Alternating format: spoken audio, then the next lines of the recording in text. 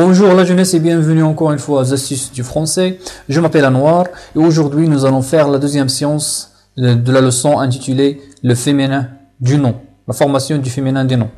Alors c'est parti la jeunesse, nous avons arrêté la dernière fois sur je retiens, donc je vais lire le genre des noms variables. Alors nous avons parlé dans la séance dernière que les mots variables sont déjà traités dans une leçon intitulée le nom.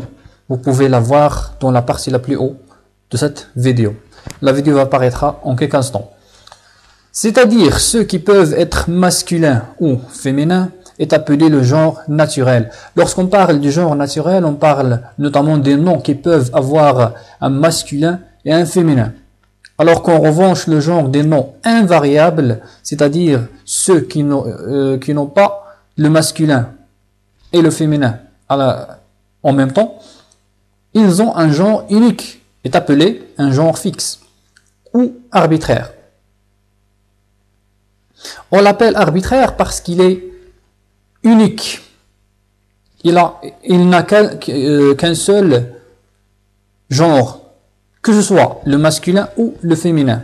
Et nous avons vu notamment des exemples tels que le fauteuil, la chaise, le tabouret, et ainsi de suite. Donc ces mots-là, on ne peut pas dire un tabouret, une tabouret, une chaise. Non, il y a une chaise uniquement. Il n'y a pas de une chaise. C'est ça ce qu'on appelle l'arbitrarité, l'arbitraire. Alors ensuite, le cours, pour la classe des noms animés. Donc lorsqu'on parle des noms animés, on parle notamment des noms des êtres humains ou des animaux. La même chose pour les noms animés. Nous avons traité les noms animés brièvement dans une leçon qui apparaîtra juste en quelques secondes si vous voulez la suivre. On constate qu'ils varient selon le genre, c'est-à-dire masculin ou féminin. En fait, dans la boîte de description, vous allez trouver tous les cours qui sont en relation avec celui-ci. Donc, il suffit de chercher dans la boîte de description et vous allez trouver tout ce que vous voulez. Alors, on suit le cours.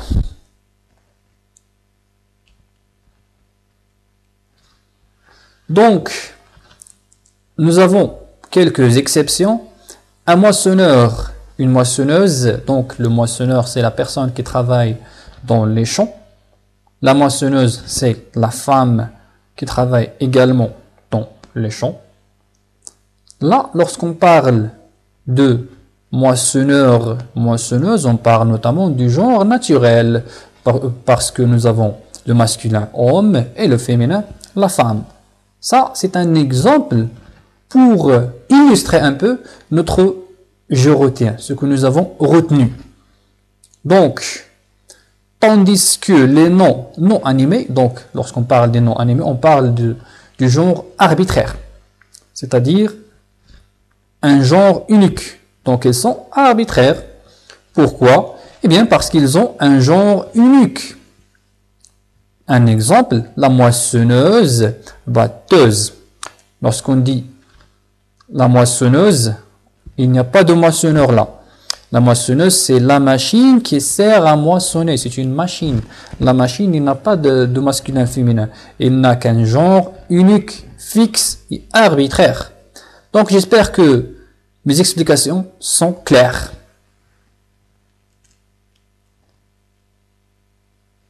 D'autres particularités. Donc maintenant nous allons voir quelques particularités, quelques règles particulières, effectivement. Certains noms n'ont que le masculin. Ils peuvent désigner l'homme aussi bien que la femme. C'est ce qu'on appelle le masculin unique.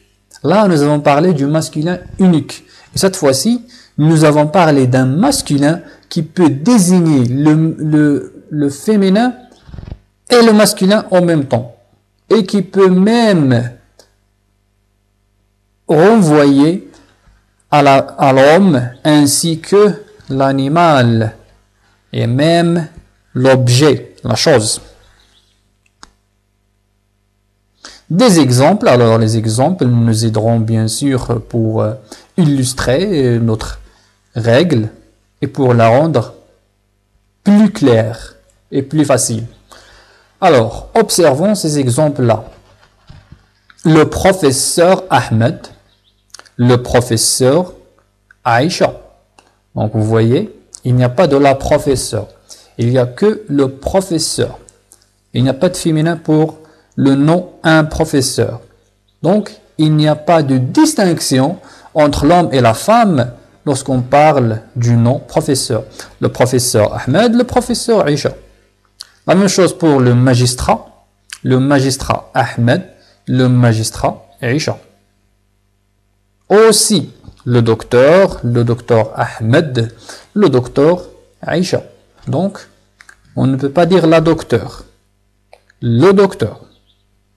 Donc, notez cela s'il vous plaît parce que quelques personnes ont de confusion, de nuances à distinguer entre le féminin et le masculin des noms. C'est pour cela que je vous ai dit en commençant le cours que le poids de cette leçon-là sera un peu lourde que celui des autres leçons. Et la leçon prochaine sera plus lourde que celle-là. Donc, faites attention, notez bien s'il vous plaît, tout cela est très important pour vous.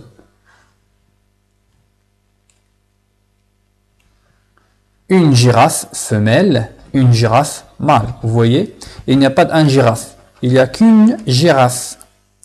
La même chose pour la tortue, une tortue femelle, une tortue mâle. La même chose pour rhinocéros, une rhinocéros femelle, rhinocéros mâle. Il n'y a pas un rhinocéros. Il n'y a qu'une rhinocéros. Il n'y a pas de masculin. D'accord? Donc, c'est ce qu'on appelle le genre unique. Ce n'est pas le genre arbitraire. Là, c'est un genre unique. C'est-à-dire qu'il n'a pas de masculin.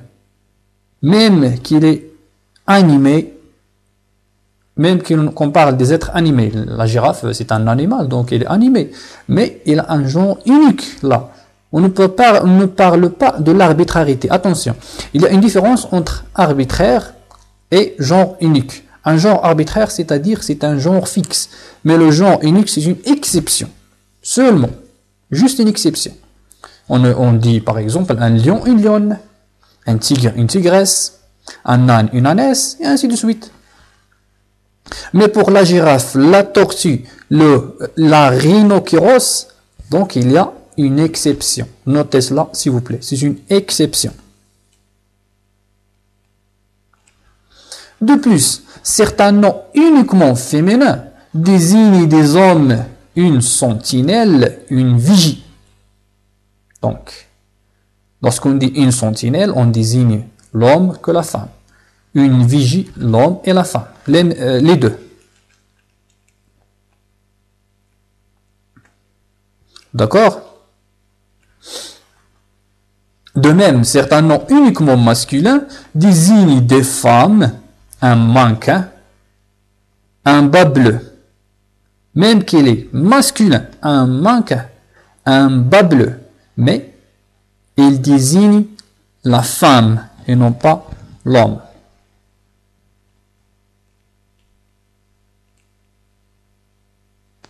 Le masculin générique. Il y a un autre type de masculin. C'est notre deuxième type. C'est le masculin générique. Il y a le masculin unique et le masculin générique. Le masculin unique lorsqu'on parle du professeur, docteur, magistrat. Alors que le masculin générique, on appelle le masculin générique les noms masculins qui s'emploient souvent pour désigner n'importe quel représentant d'une espèce précise, sans considération de sexe. Lorsqu'on parle du sexe, on parle notamment du genre. Le genre masculin ou féminin, mâle ou femelle. Nous avons parlé de cela. Prenons des exemples.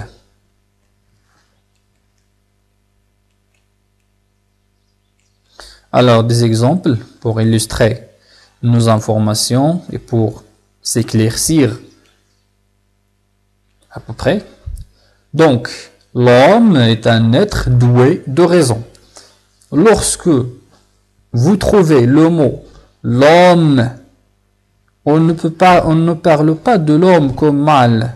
Non, on parle de l'homme la race humaine d'une manière générale, que ce soit l'homme, la femme, le garçon, la fille, ainsi de suite. L'homme. Donc c'est un terme générique qui généralise la race humaine. D'accord? La même chose pour le chien est fidèle. Donc le chien, on parle de la race des chiens. D'une manière générale. C'est-à-dire tous les chiens sont fidèles. Tous les êtres humains sont doués de raison. C'est ce que signifient ces phrases-là. La première, l'homme est un être doué de raison, c'est-à-dire tous les êtres humains, tous les hommes et femmes sont des êtres doués de raison. La même chose pour les chiens.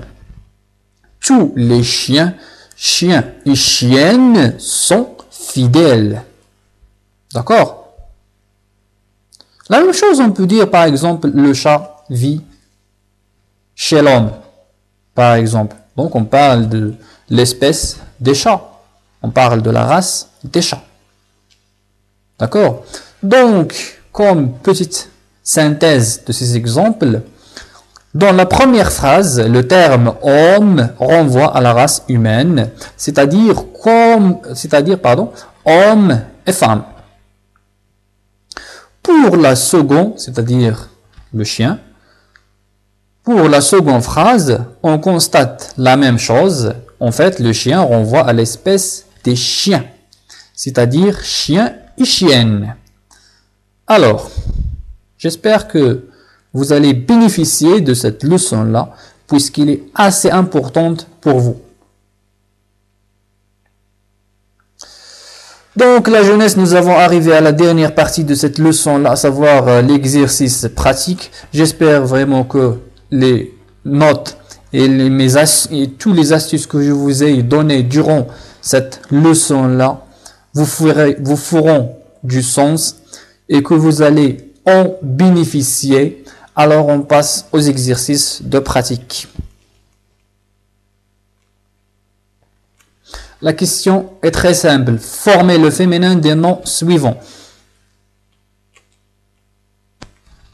Donc, je vais lire un peintre, un auteur, un tailleur, un élève, un magistrat, un couturier, un dentiste, un avocat, un juge, un renard, un berger, un hôte, un maître, un candidat, un paysan, un forgeron, un jury, un encadron, un jeune, un mâle, un lièvre et un courbeau. Alors, l'exercice est très simple, la jeunesse. Donc, il suffit de prendre votre brouillon, de essayer de pratiquer toutes les astuces que vous allez vues durant ces deux séances-là. Et vous allez notamment arriver à la bonne réponse. Alors, je vous dirais merci infiniment d'avoir suivi toute cette leçon-là jusqu'à la fin. Je vous dirais notamment merci infiniment d'avoir été là, d'avoir suivi ces leçons-là, d'avoir s'abonné à cette chaîne-là et d'avoir l'aimé notamment. Alors, je vous dirais à bientôt et à la prochaine. Merci.